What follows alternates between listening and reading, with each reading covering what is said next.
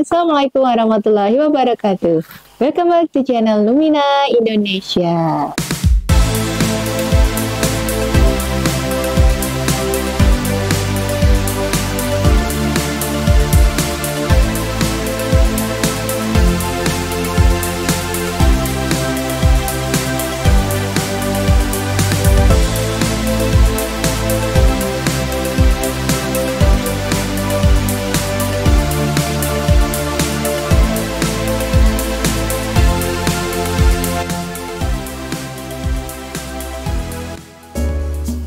Sahabat Lumina Indonesia dimanapun berada, di kesempatan kali ini, di video ini kita akan membahas secara singkat ya, apa sih sebenarnya jurus pamungkas yang ketika kita melakukan ini semua masalah itu terasa lebih ringan, kelihatan solusinya, dan kita juga lebih lebih terasa mudah aja menghadapi kondisi-kondisi yang ada.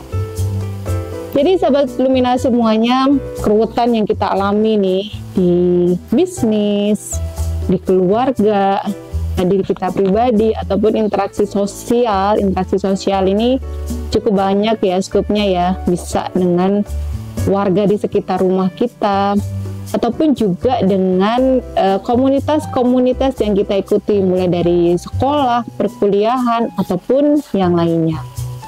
Kita akan coba buka sedikit demi sedikit keruwetan seperti apa sih sebenarnya yang ada di 4 hal yang tadi sudah saya sampaikan. Bisa jadi sahabat mengalami salah satunya ataupun mengalami semuanya, dan mungkin sahabat udah mencoba berbagai cara ya, berbagai effort dan lain sebagainya, tapi ternyata bukan malah semakin terurai permasalahannya, tapi semakin tambah ruwet dan jadi benang khusus sampai sahabat bingung dari mana nih sebenarnya diselesaikan dan ditariknya. Oke, kita mulai dulu ya berbagai jenis keruwetan. Yang paling pertama di bisnis. Keruwetan di dalam bisnis ini bisa jadi cukup banyak ya. Dimulai misalnya dari kita sendiri sebagai leader, itu nggak berani menegur, lama memutuskan, terlalu banyak pertimbangan, sehingga terlalu lama gitu ya memutuskan sesuatu, takut dengan sebuah keputusan dan yang lain sebagainya. Lalu kita lihat dari tim ataupun karyawan kita ataupun bawahan kita ya, bisa jadi mereka kerja asal-asalan, menuntut gaji terus-terusan, susah dikasih masukan, kurang motivasi, terus nggak mau berubah, dan suka menyebarkan gosip-gosip miring tentang tempat mereka bekerja, baik dengan sesama pekerja ataupun di luar lingkup pekerja. Lalu yang ketiga bisa jadi terkait dengan market, penjualan yang stagnan atau penjualan yang turun, terus produk-produk yang ternyata sudah nggak diminati dan yang lain sebagainya. Ataupun dari segi finansial ya sahabat semuanya, mulai dari finansialnya tidak terukur, terus uangnya bocor kemana-mana, boncos, tidak tahu arah kemana keuangan ini akan dijalankan, kesulitan mencari investor, mungkin bangkrut, ditipu, dan segudang permasalahan yang lainnya terkait dengan bisnis. Walaupun misalnya sahabat sudah nih coba hire nih ya, atau misalnya saya ngambil nih coach yang paling mahal dan yang lain sebagainya, tapi tetap juga tidak menyelesaikan permasalahan yang saya hadapi, malah saya merasa menjadi lebih ruwet ya, dan merasa menjadi lebih berat. Oke. Kita masuk permasalahan yang kedua nih. Kedua adalah dari sisi keluarga. Kira-kira sahabat ada nggak nih yang mengalami seperti ini ya? Kalau misalnya dalam hubungan keluarga itu kan ada hubungan misalnya dari pasangan suami istri. Kalian yang sering cekcok, sering ribut. Orang menikah itu untuk sakinah ya, untuk bahagia, sebagian dari surga di bumi. Tapi yang sahabat rasakan itu kok secuil neraka di bumi, berarti itu ada kesalahan. Itu dari sisi pasangan suami istri. Dari sisi anak nih, orang tuanya serba nggak bisa mengerti, nggak bisa memahami, segala menuntut, terus suka memarahin, dan misalnya terlalu memaksa ke anak, dan kita merasa terlalu ditekan. Terus akhirnya ada beberapa anak yang dia lebih memilih diam, tidak merespon, akhirnya jadi frustasi, jadi depresi, atau mungkin terkena kondisi penyakit gangguan mental yang lain, misalnya bipolar, skizofrenia, dan yang lain sebagainya. Dan keluarga ini bukan hanya terkait dengan keluarga inti, bisa juga terkait dengan keluarga besar kita ya, sahabat semuanya. Kita nggak ada bonding ya dengan misalnya keluarga dari orang tua kita, dari ayah kita, atau keluarga dari ibu, nggak ada bonding sama sekali, atau serasa tidak punya keluarga besar dan saling menggosip dan lain sebagainya. Atau misalnya sahabat insecure nih, merasa kayaknya aku nggak pantas deh, nggak layak deh bergaul dengan mereka, dan akhirnya menarik diri dan terkucilkan. Itu dari sisi keluarga ya. Lalu dari sisi pribadi, diri kita sendiri, mungkin kita selalu merasa tidak puas dengan diri sendiri. Merasa tidak puas itu bagus ya sebenarnya, sahabat semuanya. Tapi kalau merasa tidak puas ini malah membuat kita semakin merasa negatif, bukan semakin membuat kita merasa positif dan malah semakin semangat melakukan aktivitas ataupun ikhtiar. Berarti rasa tidak puas dengan diri kita sendiri ada sesuatu yang salah ataupun tidak pas.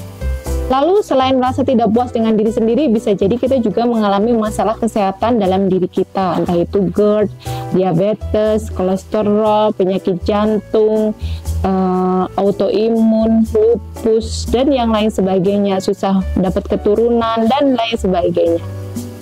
Ini hanya sebagian kecil permasalahan tentang diri kita. Terus juga mungkin sahabat punya secara personal sudah dapat nih banyak hal dibandingkan orang lain, tapi masih selalu merasa kurang, merasa belum tercapai, merasa ada yang belum digapai, merasa pengen lebih lagi.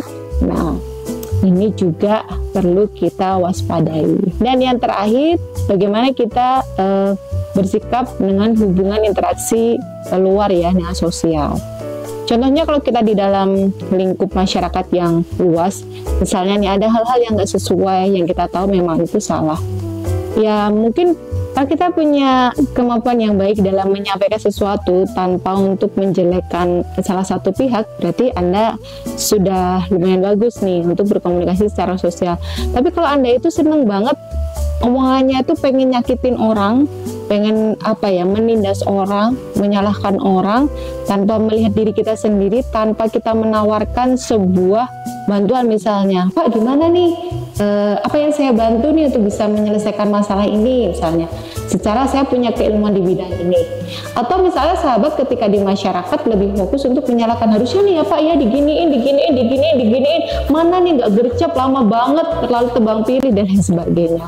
Kalau sahabat sudah banyak menggunakan statement yang kedua, yaitu menawarkan diri dan menawarkan bantuan, itu akan lebih better lagi.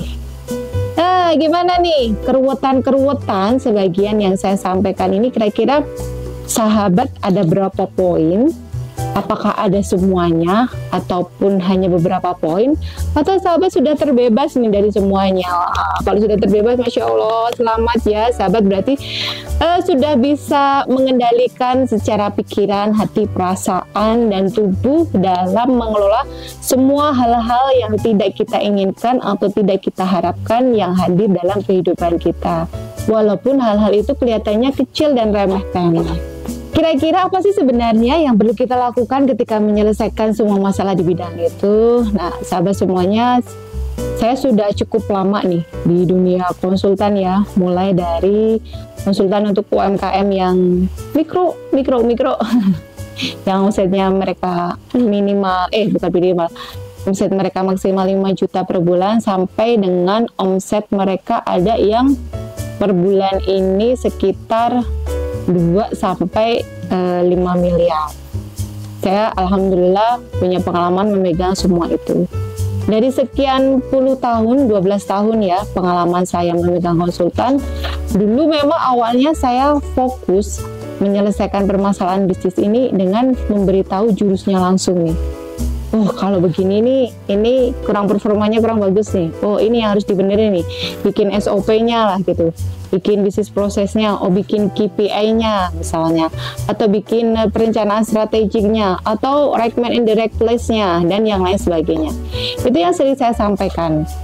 Terkait dengan personal, keluarga, dan lain sebagainya, mungkin juga solusi yang disampaikan sama ya. Nah, Apa sih sebenarnya jurus pamungkas yang bisa kita lakukan? Ketika kita mengimplementasikan ini, kita akan menjadi lebih ringan dan lebih enjoy menjalani apapun yang ada di depan kita. Mau di segala situasi dan kondisi, kita akan minim rasa kecewa, merasa sedih, merasa sendiri, sepi, dan yang lain sebagainya, insya Allah. Untuk cara dan jurusnya, kita akan bahas secara lebih singkat lagi di video part selanjutnya. Dah.